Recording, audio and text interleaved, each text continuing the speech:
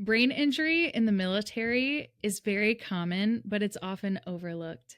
Today, we are starting our Veterans Day conversation series. And whether you've been in the military or not, this is a very important and encouraging conversation as we are going to be diving into what it's like to live with brain injury, the invisible effects, and specifically how it affects veterans. There is always hope, and you are not alone. Hi, I'm Cristabelle Braden, and this is my brain injury podcast, Hope Survives. This is an uplifting podcast to bring hope to your darkest days. As a survivor of traumatic brain injury and multiple concussions and re-injuries, I know what it's like to struggle to find hope. I don't want anyone to feel as alone as I did, and that's why over 10 years ago, I started an online community called Hope After Head Injury, which has now launched into a nonprofit organization called Hope Survives. Hope Survives envisions a world in which every survivor of brain injury and every member of their family are seen, loved, heard, valued, supported, uplifted, and never alone. This podcast is an extension of that, and I'd love to invite you to join along as we explore the realities of life with brain injury, with messages of encouragement, interviews with doctors and professionals, and survivor and family stories. No matter where you're at on your journey, there is always hope. With a little hope, you can make it through today. With a little faith, someday you'll get through the pain. Just a little love is enough to light the way through your darkest night. Hope survives. A little faith, a little love. Hope survives.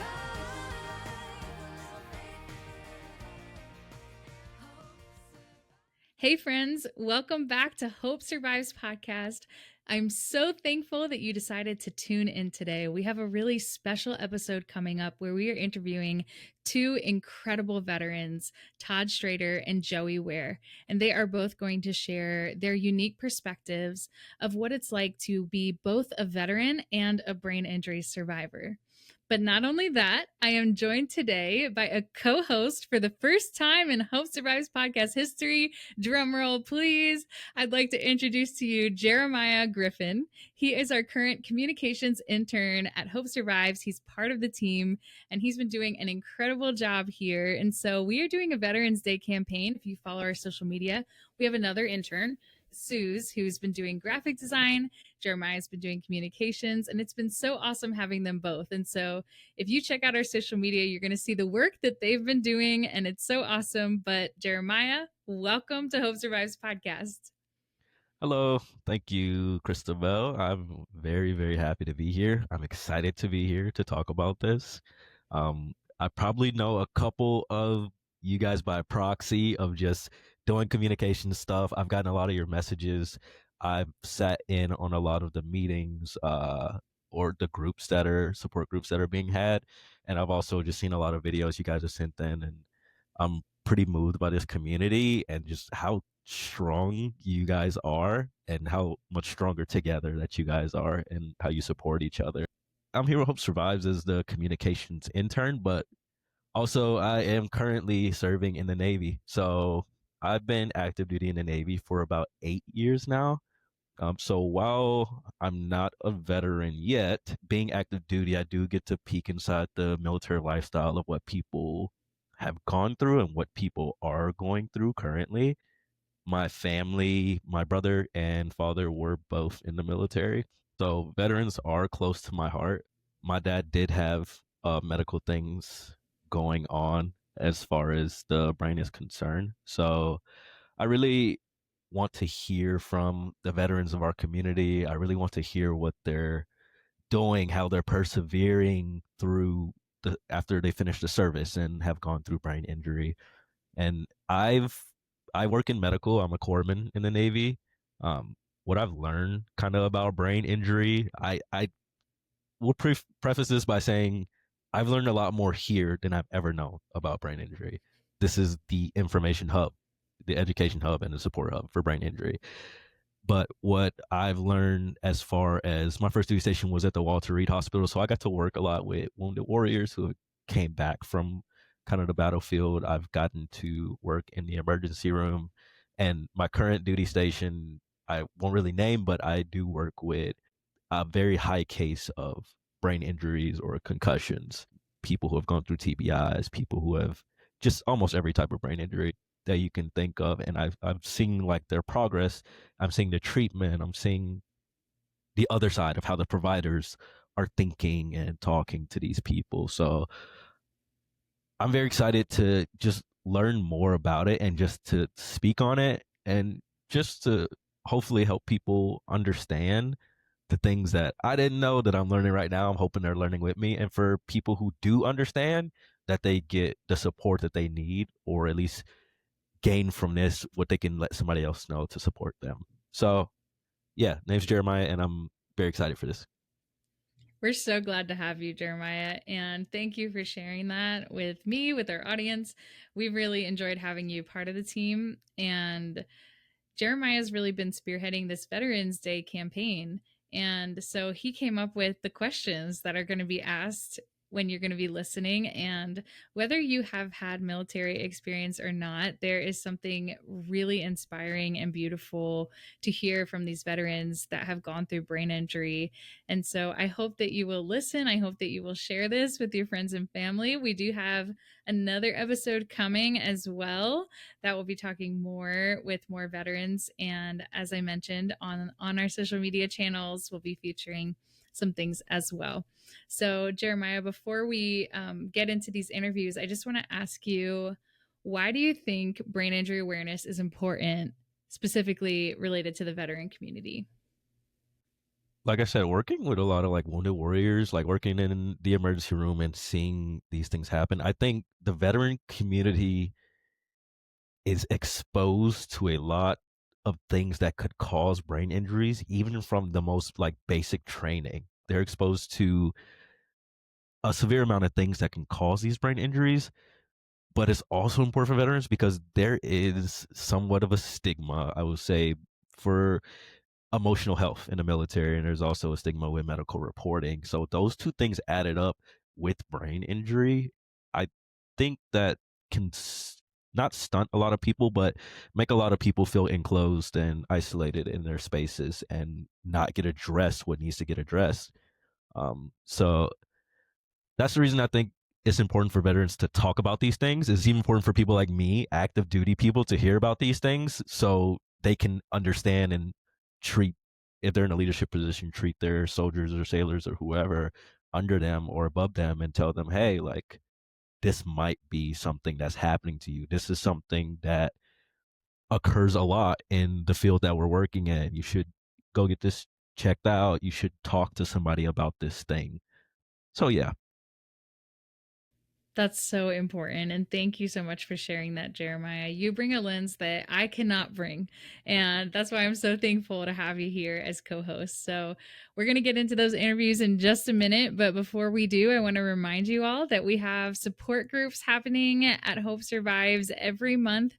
Visit hopesurvives.org. We've got workshops coming up in November. There's a nervous system workshop we're really excited about, as well as an art workshop, another one.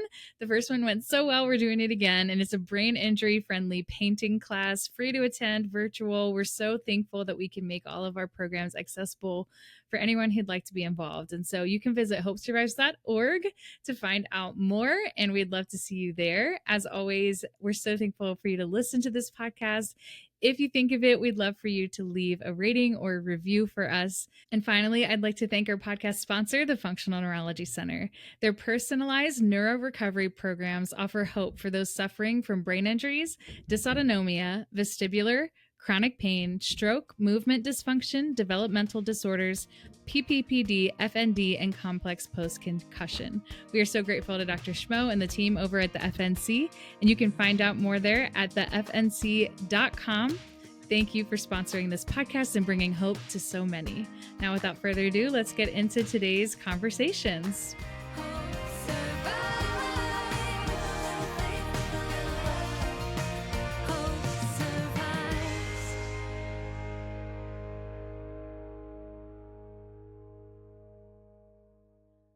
I'm so excited today to welcome Joie for our Veterans Day conversations. Joie, thank you so much for joining myself and Jeremiah for this today. Thank you. Thank you for inviting me and letting me help share my story and celebrate veterans. We're so glad to have you. So, to start, can we just do a quick introduction? Can you share just a short summary of your time in service? Sure.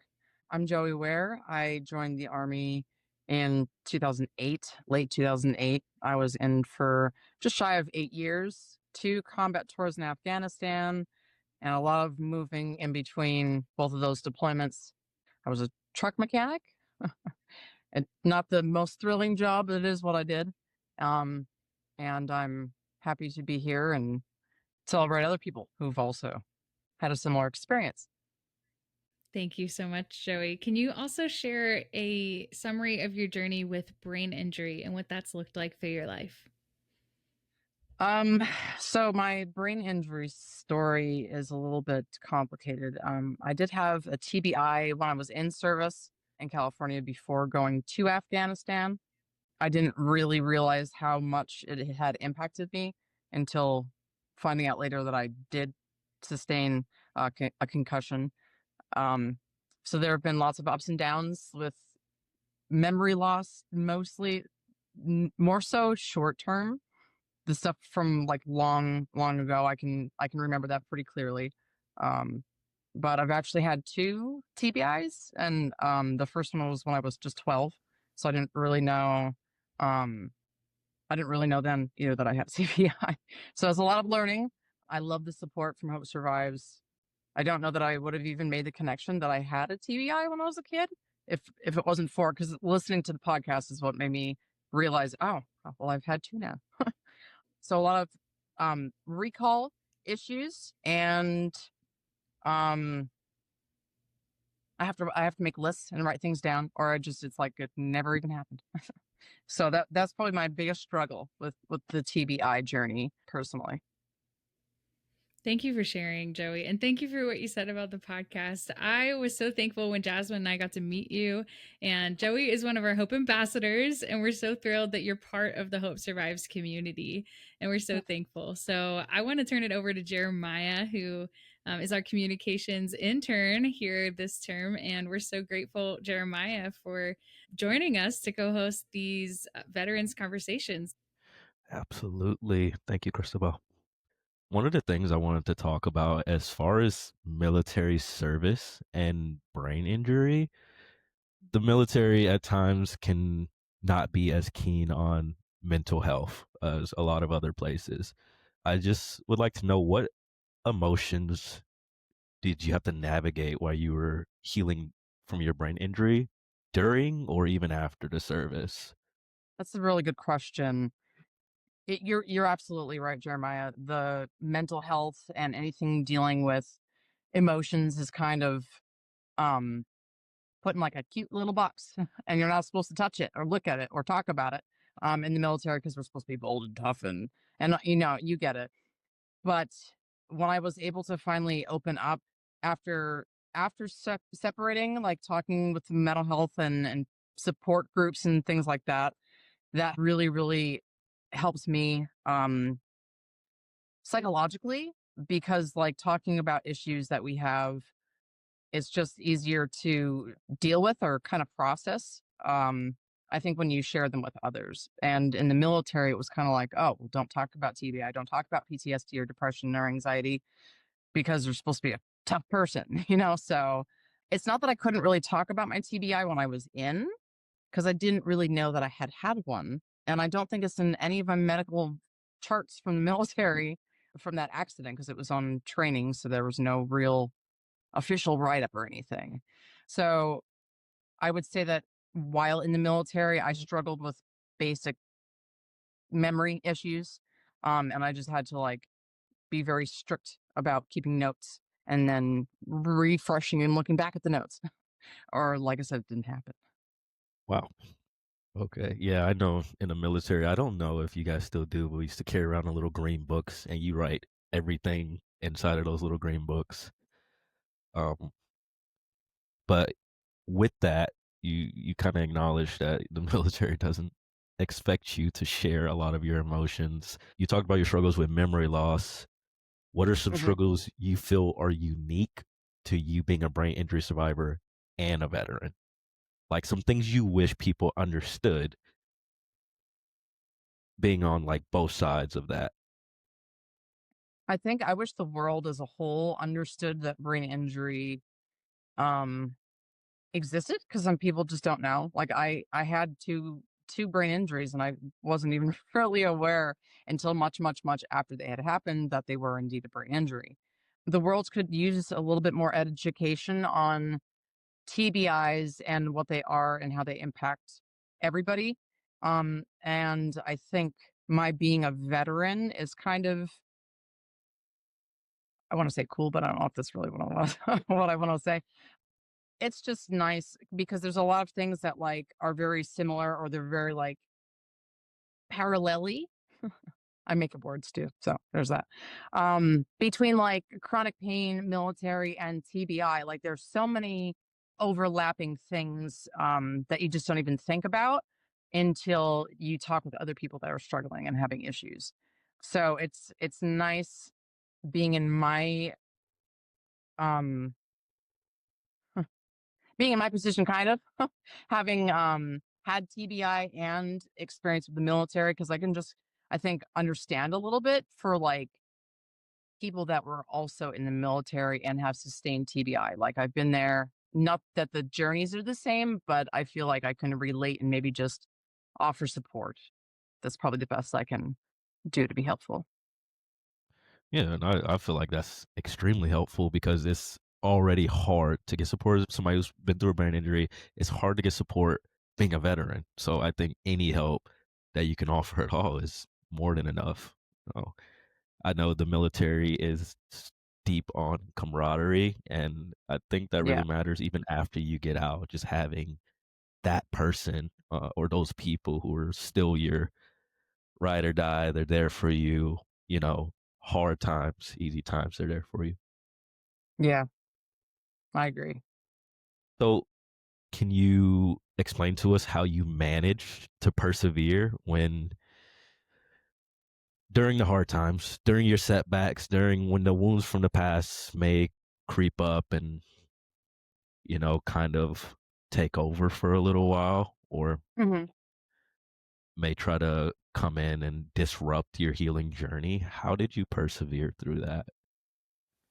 I think my biggest thing is being resilient, being able to remain flexible, and just being understanding and giving yourself grace, because especially as a veteran, I'm sure you can appreciate like there's this image that people have of you and also that you have of yourself. And like when I got out of the military, I was like, oh, well, okay, well, what do I do now? I was a soldier, I was a sergeant, I led people into battle, and now it's like,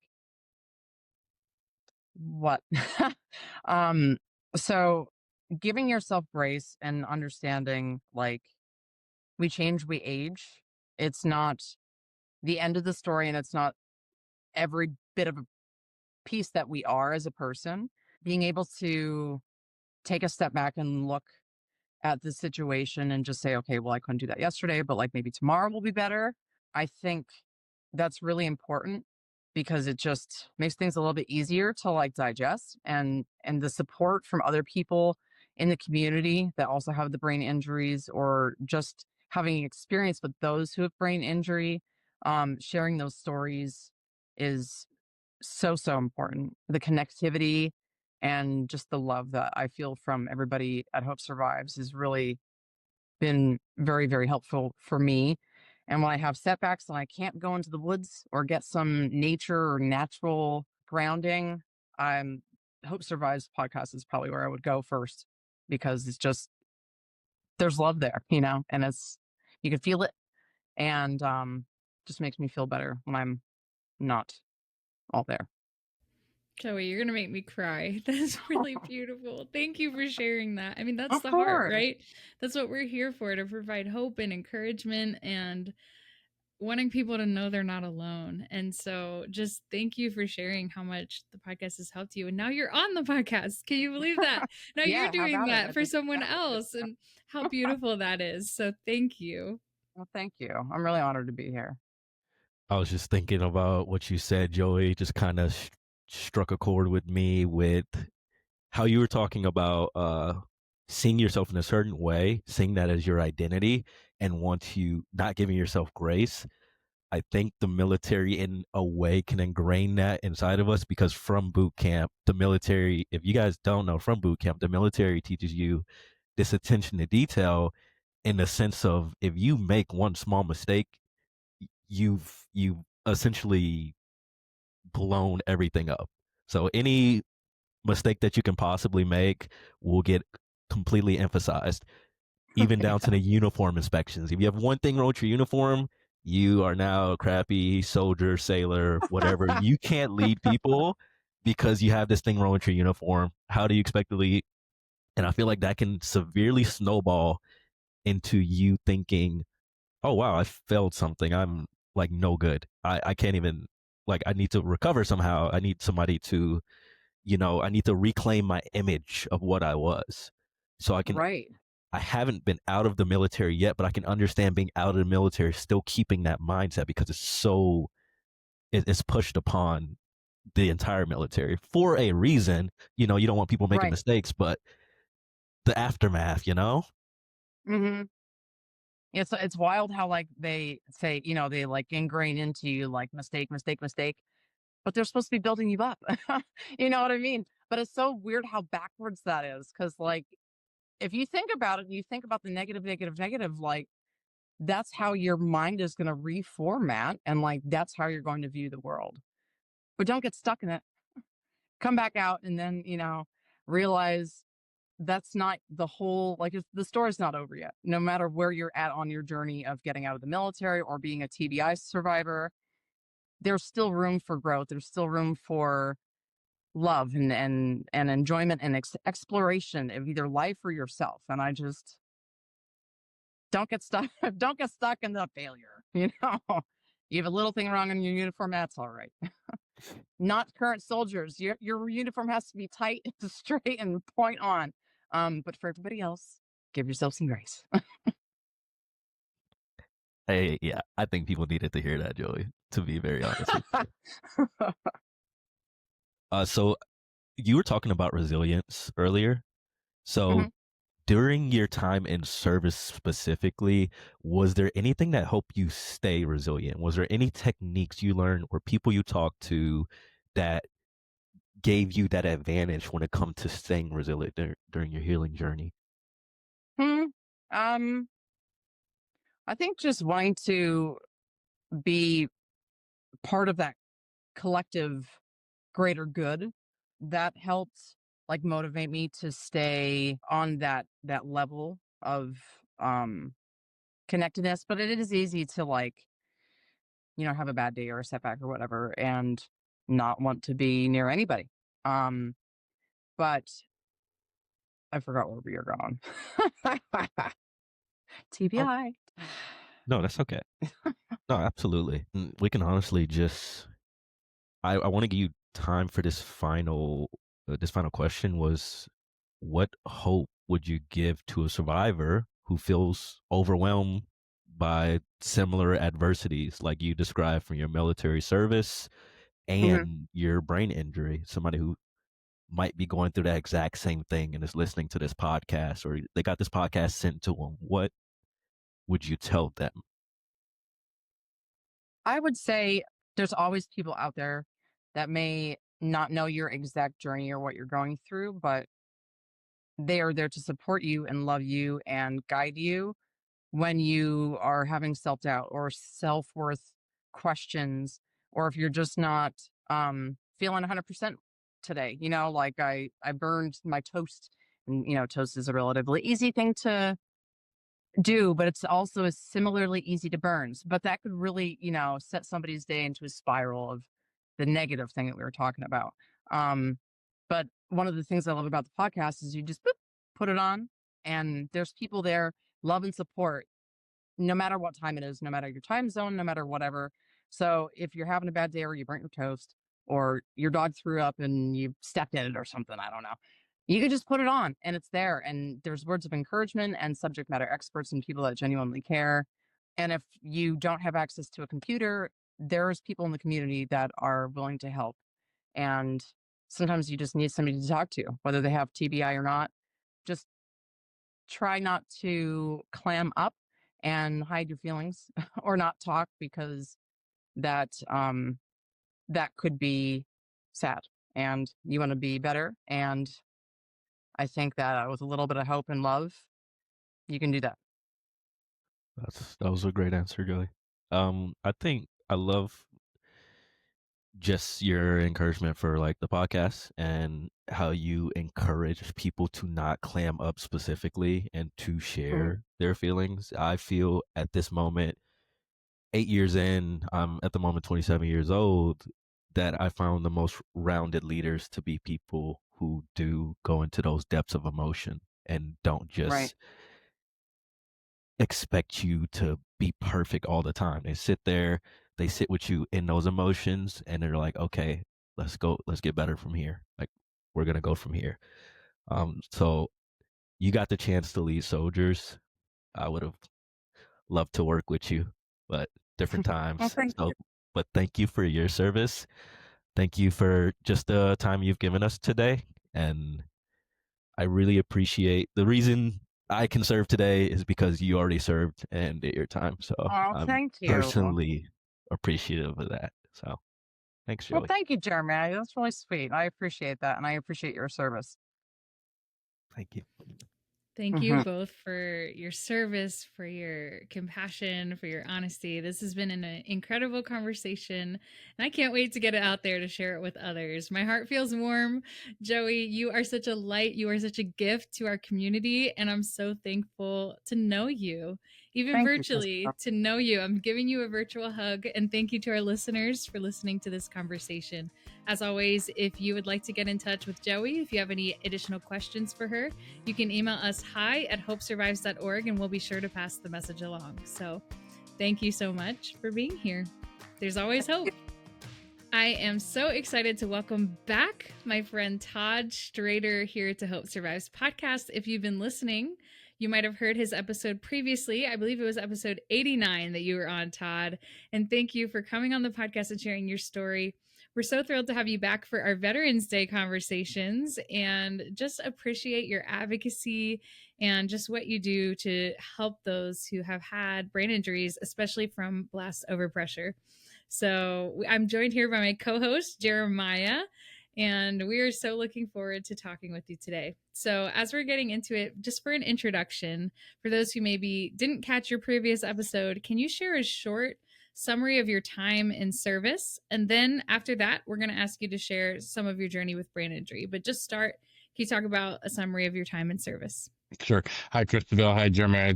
Cristabelle, so good to see you again, and thanks for having me back to keep talking about this, especially on Veterans Day when we can get hopefully a lot more attention to it. So, short story about me is I served in the U.S. Army back in the late '80s and '90s, and I was what was called a mortarman. So I fired a weapon called a mortar, which is a heavy weapon, makes a big boom when it goes off. I developed headaches, chronic headaches, when I was in the service. Didn't really see any connection to any kind of, firing these weapons until I got out of service. I filed a VA disability claim for my headaches, knowing that they were started in the military. It was denied, which made me have to go find a way to prove that these headaches started in the military. And at about that time, which was around 2018, a lot of new science was coming to light in how they had discovered that just being around these repetitive, what they call quote unquote sub concussive blast waves from firing these weapons can cause brain injury.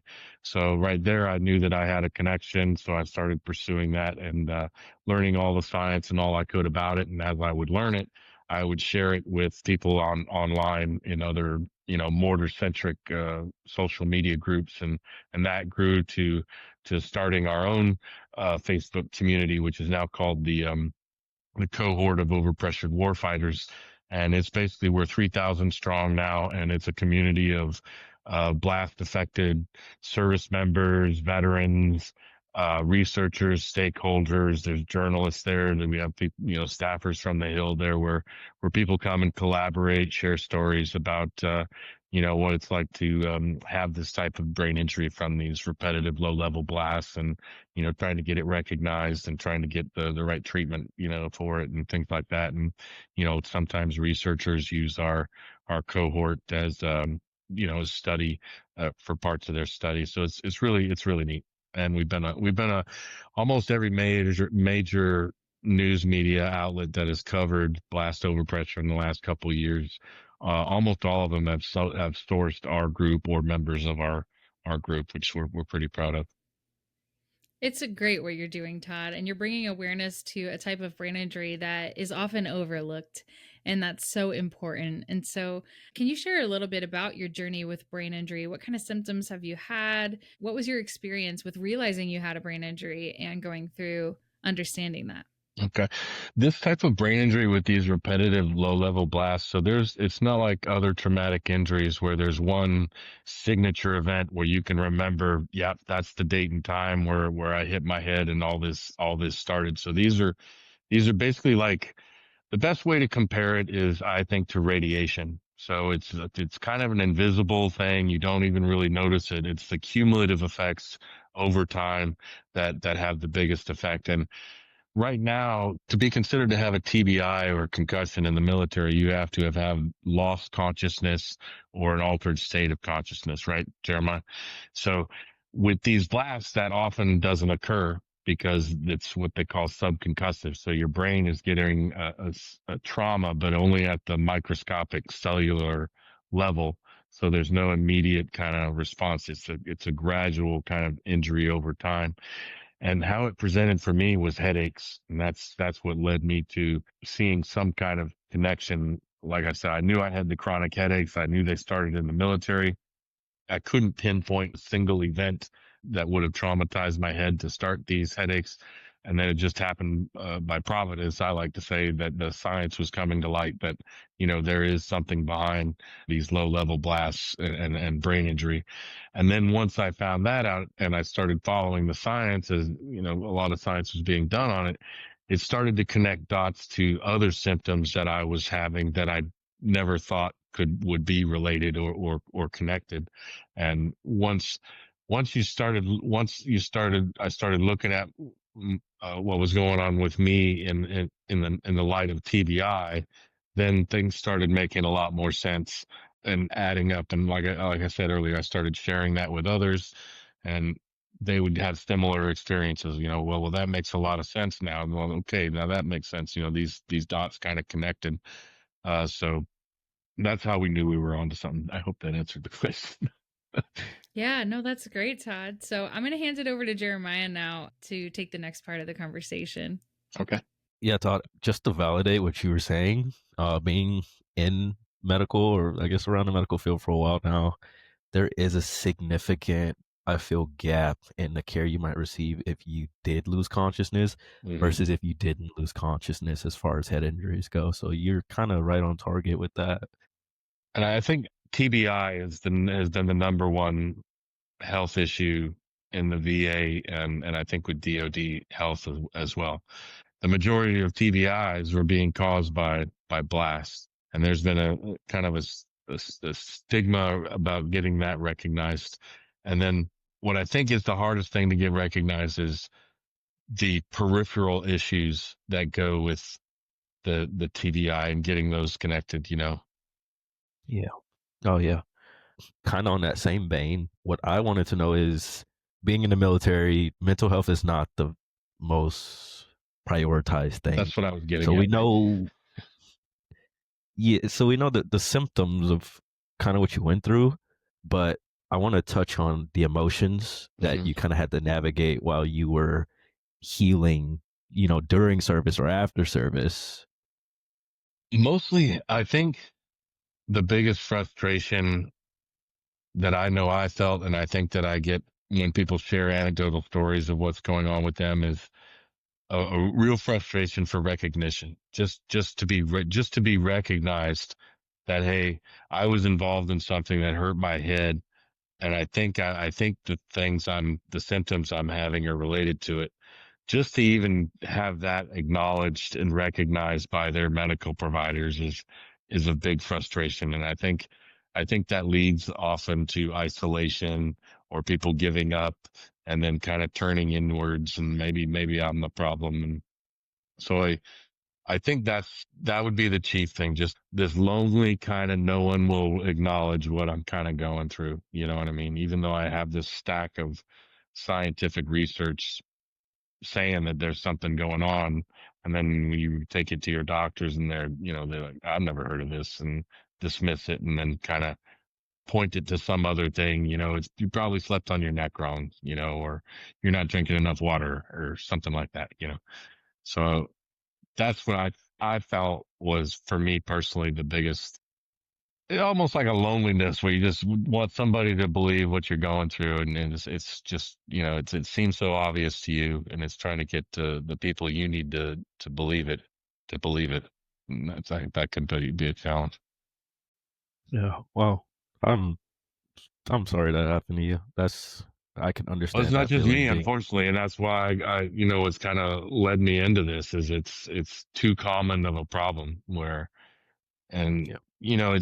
it's not to point fingers at any kind of failures or anything like that. It's just that things can be done better if soldiers and veterans with a background of any kind of TBI, especially blast related, and I think if providers, at least in our community, started looking at patients' symptoms with, maybe one of the first questions they should ask is, this guy has a history of potential. He has a background of blast exposure, military background.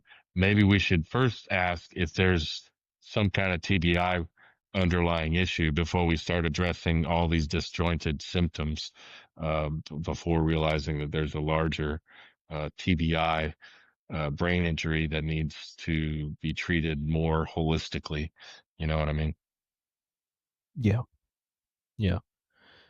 Do you feel like that is a struggle that's unique to veterans, some people who are veterans and have been through a brain injury? Or do you feel like there are other struggles that are very unique to that community?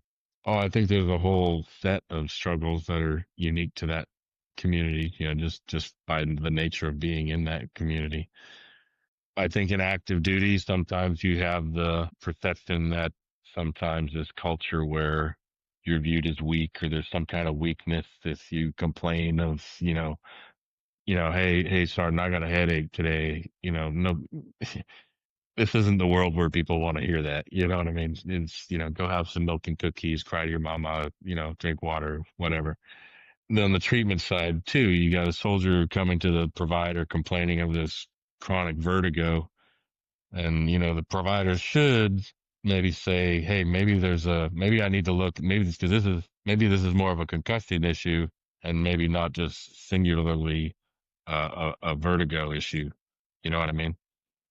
I think it leads to a whole set of issues that are unique to the military veteran community. Then, and I think isolation for one thing is one of the biggest problems. This self isolation, that whatever is happening to this brain, to the brain from these repetitive blasts, it happens at a cellular level, and it's doing something to just kind of make things weird, and sometimes in the minds that are affected, or too affected, I should say. And I don't know. It's hard to, because there'll be people that'll say, well, there's other risks, there's other factors that you have to consider and whatnot. But I think there's always a continuous underlying issue. I hope I'm making any sense. You're making complete sense. There's definitely, like, especially with there's already this stigma around emotions, but the stigma around medical reporting in the military is also heavy. It's extremely heavy. What I've experienced a lot myself, well, with others telling me too, is that because of the lack of recognition, people start turning things inward. Well, I guess maybe I'm the problem. The doctors say I'm fine. MRI comes back negative. So, maybe I'm the issue. And then they turn it inward and they self-isolate. And then that's where, real problems start. So. Yeah, That's hard. Well, in a perfect world, I'd like to see, when a veteran or service member goes to the doctor, I don't know if they do it too much anymore, but you go to the doctor, they ask if you had a background of smoking, if you had a background of alcohol, do you drink? Do you smoke? Why? Because that's relative for us to understand what kind of condition you're in and what kind of care you might need, or if there's underlying issues because of that. So there also needs to be a triage type question. Were you exposed to blast? Did you ever have a TBI background? And if they have that information right up front, well, that can really change things and the way treatment's going to be effective and given for that patient, because until that point, you're just going to be throwing spitballs at it because you're giving disjointed care and you're not recognizing a singular underlying issue. And for us, these type of repetitive blasts, like I said, it's a cellular injury. It's a microscopic injury. So there's no part of the brain that it doesn't touch and affect and cause dysfunction to. Any TBI survivor knows that there's no part of you that's not affected by the brain. And so it just seems so simple for us to that connection needs to be made, but for some reason it's some giant leap, and then people don't want to. I don't know. It's hard to explain that we still have to. That TBI is still such a underappreciated, underfunded, under-researched. Like for the military, suicide is a big thing for me, with the military and veteran population, because we have a real issue going on. We have over twice the rate of suicide compared to the civilian population. And within that group, those exposed to blast are even at the highest risk of what's going on. So I don't even remember where I was going with that. Like a slippery fish. It's like a slippery fish sometimes. It's gone. That's all right. This actually, as far as like any type of setbacks or kind of wounds, I saw your episode from before and you were saying like your medical records, you had trouble getting that processed. Yeah. How did you like persevere through those setbacks? One thing that definitely motivated me to keep me going is, as I was making the connections with the science and whatnot, it made me even more angry that this is going on and people aren't aware of it. So you have all these service members and veterans walking around with, chronic post-concussion syndrome symptoms, and they don't even realize that there's a cause or it's all connected. They just think, well, I got headaches from this and I got vertigo from that. And they don't understand that there's all one thing. So that feeling the importance of getting that out there and letting people know, it gives me a lot of energy when people write me and say, hey man, I appreciate what you're doing, learning all this stuff. Now it makes total sense to me. I presented it to my doctors. Now I've been referred to TBI care. So when you hear stories like that, it really makes you feel good. So when you get that going, plus the sense that, man, I'm on a mission because this is messed up. They wronged me and I got to right it, that kind of thing. So perseverance, I don't know if that's the right word. I'm gonna get you, sucker, was more the I think more how it was, but and they still didn't, at the end of the day, it just so happened that in my military background I had an actual TBI event that qualified for their diagnostic scale that they use now. So they still don't recognize the chronic low level blasts from the repetitive, from firing the weapons or explosive training and things like that. So we're still trying to fight to do that. And in July, I was invited to the House Veteran Affairs Committee and presented a bill that I had in mind that'll try to get what they call presumptive service care or connection to veterans who've been exposed to these blasts. So when you're in the VA process and you're trying to get a claim for your benefits, it's basically an evidentiary back and forth. You provide evidence of your claim and they tell you, okay, we accept it or we don't accept it. And then if, they deny it, and they have to tell you why. And it just goes back and forth like that until you overwhelm them with evidence. So, and that's, sorry. I think you guys are making a real difference. I hope so. Oh, anyways, the presumptive connection. It's not fair that guys who just by the virtue of their job. So it's not something that this is some wild circumstance of their service and they just happen to get hit by this. This is a virtue of, so this is a requirement of their job, is to be exposed to these blasts. So they shouldn't have to go prove through evidence that, yeah, my head's hurts because of this. It should be a foregone conclusion, and they skip that whole process. So that's what we're trying to get done. Oh, and I remembered what I was going to say about the suicides earlier, is that if there were any other health issue that was taking the toll on the veteran service member community that suicide is, everybody's hair would be on fire trying to figure out some way to put it out. Since 2015, we've lost nearly 70,000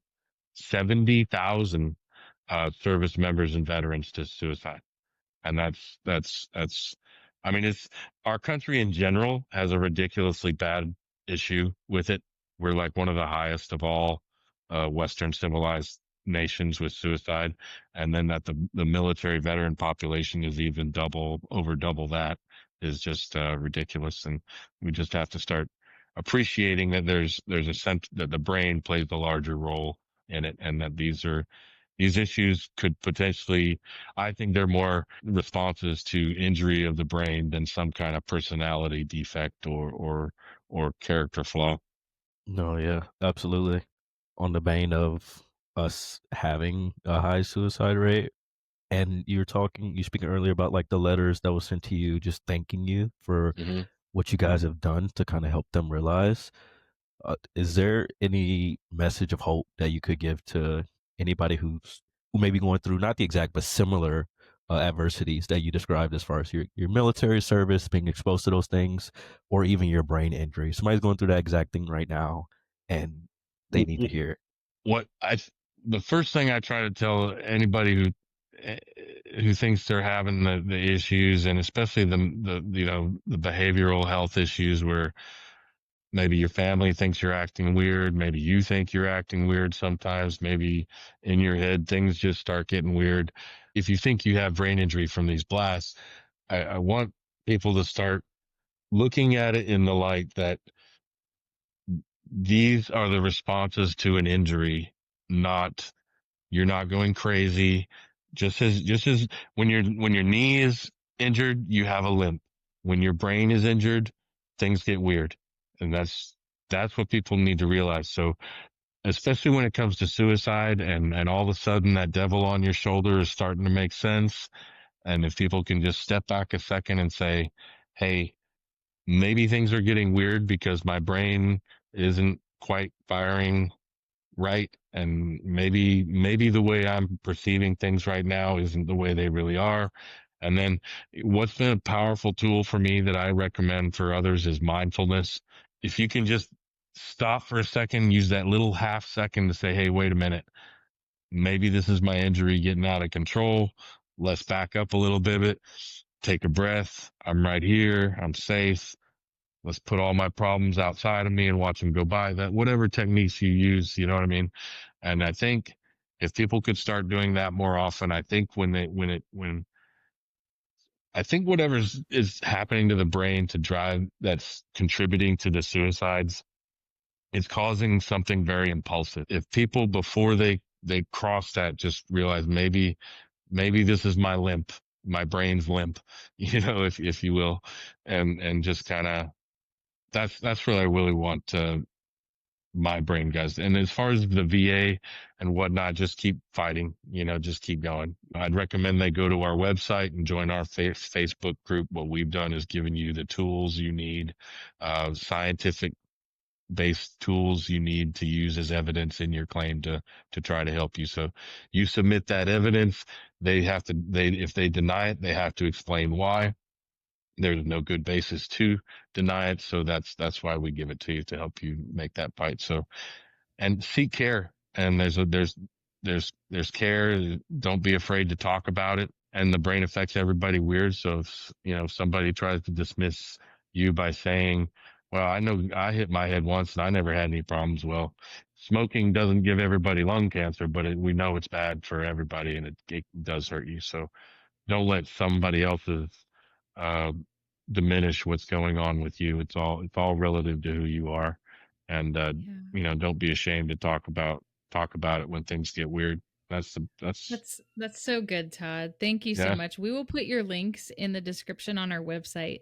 So for those listening, you can visit hopesurvives.org/podcast. And in the description of this, we'll put the link in our in our what's it called? Description, caption, whatever it is. If you're whatever platform you're listening on, you should be able to check that out and find that information, Todd. So we're so thankful for you to join us again. Jeremiah, thank you for co-hosting. Is there anything you wanted to say to wrap us up here, Jeremiah? No, just thank you, Todd. Thank you for your service and what you've done. And thank you for your service after service, what you're doing right now. I think is making a big difference. And just hearing about it, I know now, and then I can tell other people. So already spreading the message and already spreading that hope. So thanks. That's how we do it. I appreciate you, and thank you for your service, and thank your family for their service too. Thank you. Take care. Thank you, Cristabelle, for having me. Thanks for coming back. So as always, as you're listening, if you'd like to get in touch with Todd or you have any other questions that have come out from this podcast, you can email us hi@hopesurvives.org and we will pass the message along. We're so grateful for you to listening here at Hope Survives Podcast, and we will see you guys next time. Thanks for being here. Thanks for tuning in to Hope Survives Podcast. Make sure to subscribe and stay tuned, and would love for you to consider leaving us a rating or a review. Check out hopesurvives.org for more. We'll see you next time, and remember, there is always hope.